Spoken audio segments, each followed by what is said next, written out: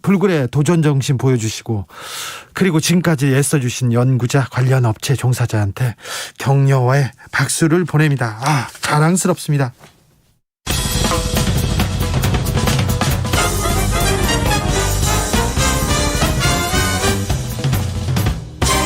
훅 인터뷰. 모두를 위한, 모두를 향한 모두의 궁금증 훅 인터뷰. 유례없는 코로나 시대, 당혹스러운 기후위기, 파국을 막기 위해서 전 세계 지금 나섰습니다. 탄소 제로로 가는 길 시작했습니다. 우리 정부도 2050년까지 탄소 순 배출량 제로를 달성하겠다고 목표를 내세웠습니다.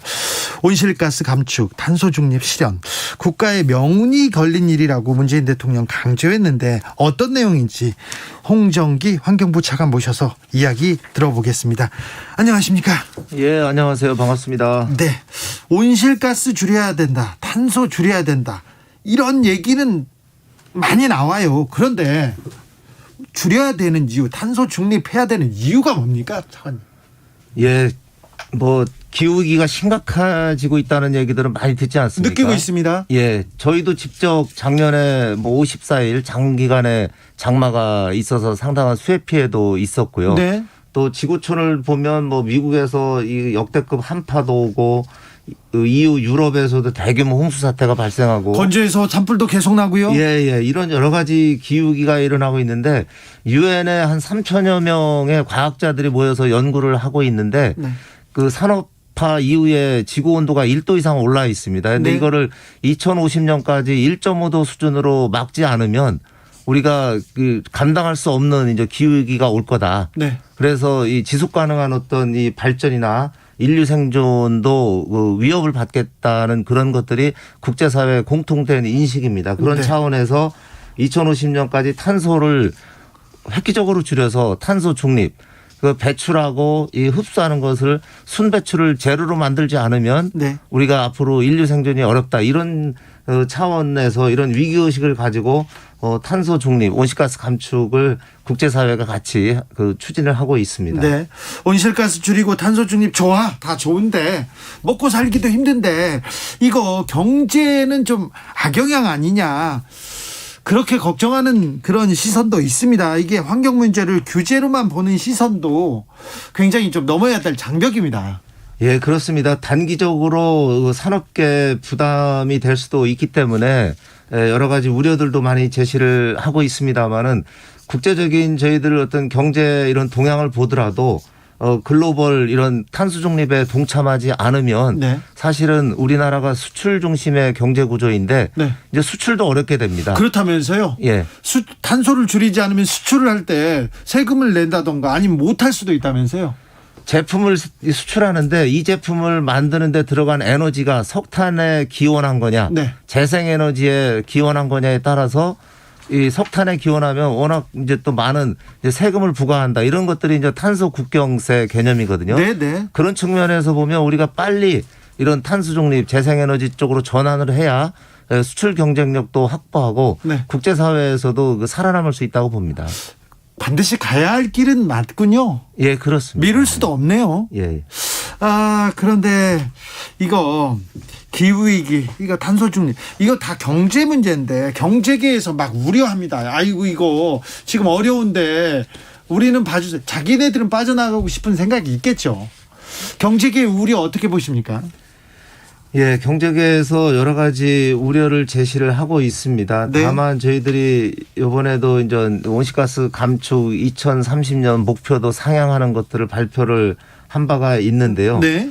여러 가지 이제 기술적인 변화 이런 것들 때문에 정확하게 거기에 소요되는 비용 산정의 어려움은 있지만 네. 저희들이 거시경제적인 차원에서 영향 분석을 해보면 사실 GDP 감소는 0.07% 정도 네.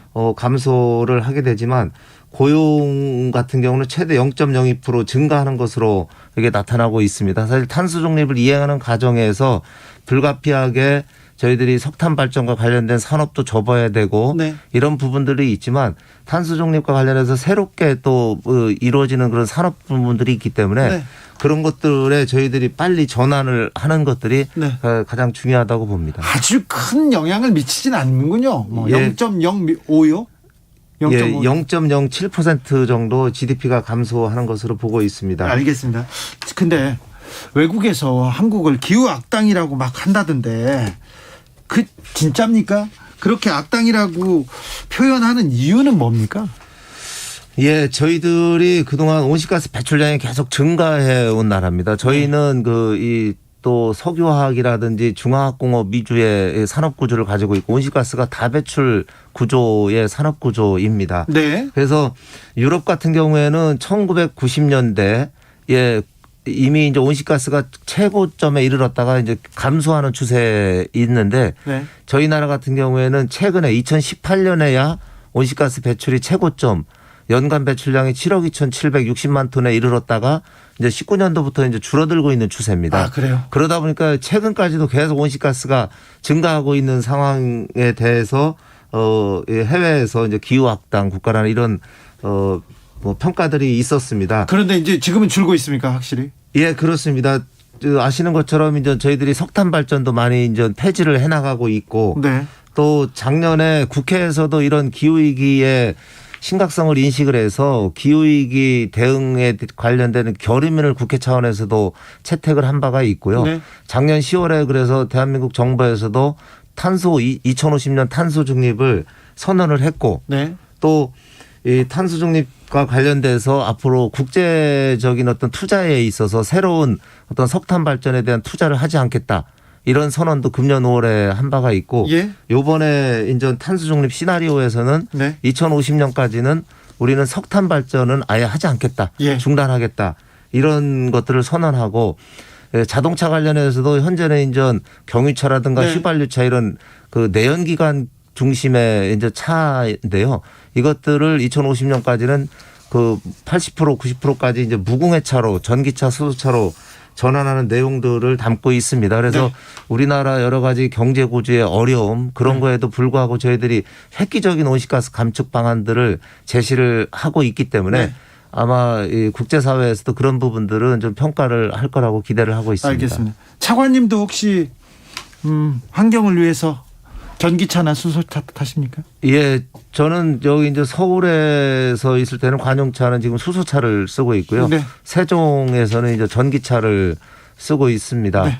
그리고 저 이제 집에서는 또 저희들이 앞으로는 이제 건물 부문의 에너지도 네. 많이 쓰지 않습니까? 네. 그거를 석탄 발전에 기원한 것보다 네. 건물 스스로 이제 에너지를 만들어내는 노력도 네. 중요합니다. 그래서 건물 외벽에다가 이제 이 건물 일체형 태양광을 단다든가 하면은 이게 이제 외부의 도움을 받지 않고 에너지를 스스로 만들 수 있거든요. 네. 저 같은 경우도 그 노력하고 아파트에 살고 계시네요. 있습니다만은 네. 집에다가 소형 이제 이 태양광 발전을 해서 네. 조금이나마 이제 그런 노력들을 해나가고 있습니다. 우리나라가 지금 이 탄소 배출 온실가스에 대해서 조금 늦게 대응한 게 맞아요. 그런데 좀 서둘러 가야 될 것 같습니다. 그런데 저는 좀 아쉬운 게 이명박 정부 시절에 녹색 성장을 내걸었는데 그때 석탄 발전 오히려 늘었습니다. 그리고 석탄 중에서도 조금 질 낮은 석탄을 막 쓰게 해가지고 정말 실제 에너지 정책은 정부의 말과 정반대로 갔었는데 자 석탄 발전을 대체하면서 우리 정부가 좀 준비한 에너지에 대한 대안은 뭡니까? 예. 지난 정부에서 저희들이 이제 저탄소 녹색성장 기본법을 만들고 네. 그거에 따라서 저탄소 정책을 추진했습니다만은 실제 이제 온실가스 배출량이 지속적으로 이제 증가해 왔던 그런 문제가 예. 있었고요. 말씀하신 것처럼 그 이제 석탄 발전이라든지 그런 것들을 획기적으로 재생에너지로 전환하지 못했던 부분이 있습니다. 그래서 이번에 저희들이 2030년 온실가스 감축 목표를 획기적으로 강화하고 2050 탄소 중립 시나리오를 만드는 과정에서 석탄 발전 위주의 전력 공급 정책을 이제 탄소가 발생하지 않는 재생에너지 중심의 전력 공급으로 추진을 하게 됩니다. 그래서 중간 목표인 2030년에 현재 한 6.2% 정도밖에 재생에너지가 안 되거든요. 네. 그거를 현재 계획에는 한 20%까지 30년에 하겠다는 건데 요번에 NDC 온실가스 감축 목표를 강화하면서 20% 목표를 30%까지로 상향을 하게 됩니다. 목표를 상향했는데 이게 예. 목표 달성은 가능합니까? 예, 달성이 가능하다는 전제 하에서 저희들이 이번에 그 30년 목표를 설정을 했고요. 네. 이거는 저희들이 그냥 국내적으로만 하는 것이 아니라 요번에 이제 그 기후변화 당사국 총회 26차 총회가 영국에서 개최가 되는데 네. 거기에서 우리나라의 이런 NDC 상향 목표들도 국제사회에도 발표할 계획을 갖고 있습니다. 차관님, 환경에너지, 대체에너지는 비싸다, 효율 떨어진다 이런 지적 계속 되는데 맞습니까 이 말이? 그동안 여러 가지 뭐 인전 석탄이 이 가격이 더 쌌고요. 네. 그거는 맞는데 네. 그러면은 그게 제대로 우리가 환경 비용들이 거기에 반영이 됐느냐. 네. 그런 측면에서 보면 반영이 안 돼 왔던 측면의 어떤 가격 문제가 있다고 보고요. 예. 또 재생에너지 자체도 가격이라든지 또 그 효율성, 에너지 효율성이 상당히 개선이 되고 있고 또 기술 발전이 이루어지고 있기 때문에 네. 이 부분은 충분히 저희들이 재생에너지로 전환하더라도 기술적으로나 경제적으로 앞으로 이런 부분들은 충분히 극복이 가능하다고 봅니다.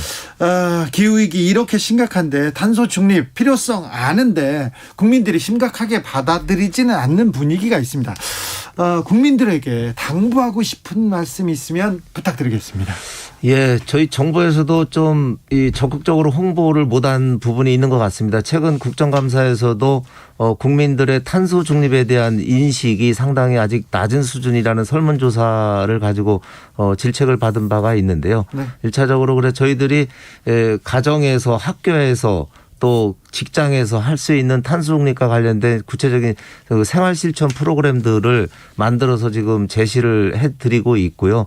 또 하다못해 저희들이 일회용품을 이제 줄이려는 노력을 많이 하지 않습니까? 네. 그것이 그냥 폐기물을 발생을 줄이는 것뿐만이 아니라 네. 그거 자체가 이 석탄에서 기원한 이 플라스틱 생산이기 때문에 그런 일회용품 사용 줄이는 것 자체가 탄소 중립으로 가는 온실가스를 줄이는 노력입니다. 그리고 네. 저희들이 전기차나 수소차 또 대중교통 이용하고 이런 그 생활 습관을 하나하나 바꾸는 것들이 네. 온실가스를 줄이는 거기 때문에 이런 부분들에 대해서 국민들께서 동참을 해 주시면 네. 또 큰 틀에서 저희들이 재생에너지로 전환하고 산업계에서 또 이 기술 발전을 통해서 탄소를 줄일 수 있는 그런 저탄소 산업으로 전환하고 거기에 대해서 정부에서 지원을 또 적극적으로 하는 네. 그래서 내년에도 기후대응기금에 한 그 2조 5천억 포함해서 탄소 중립과 관련돼서 한 12조 원을 지원 예산을 지금 마련을 해놓고 있습니다. 알겠습니다. 저부터 아무튼 친환경 그리고